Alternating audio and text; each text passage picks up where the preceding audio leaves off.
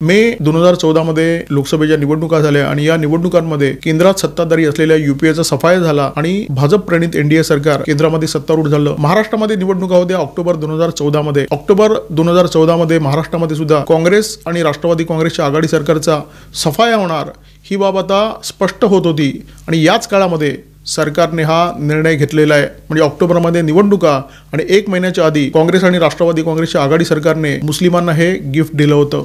2014च्या विधानसभा निवडणुकीमध्ये एक गठ्ठा मुस्लिम मतांची तरतूद करण्यासाठी रजा अकादमी आणि या मोर्चाच्या आयोजकांना हे गिफ्ट देण्यात आलं होतं ही बाब उघड आहे आणि याच्यातून एक स्पष्ट संदेश काँग्रेस आणि राष्ट्रवादी काँग्रेसच्या नेत्यांनी दिला होता आणि हा संदेश म्हणजे तुम्ही हिंदूंच्या विरोधात दंगा करा, त्यांच्या कत्तली करा, त्यांच्यावर वरवंटा चालवा, जोपर्यंत आम्ही सत्तेवर आहोत तोपर्यंत तुमचा कोणी बालही बाका करू शकणार नाहीये।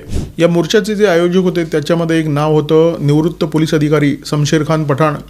हा जो इसम होता तो अनेक वर्ष डोंगरी पोलीस ठाण्याचा वरिष्ठ पोलीस निरीक्षक होता आणि निवृत्त झाल्यानंतर तो लगेच या दंगेखोर गँगमध्ये सामील झाला आणि या दंगलीला जे अनेक लोक कारणीभूत होते त्याच्यामध्ये हा शमशेर खान पठाण सुद्धा आहे। परंतु या इसमाच्या विरोधात कोणत्याही प्रकारची कारवाई झाली नाही।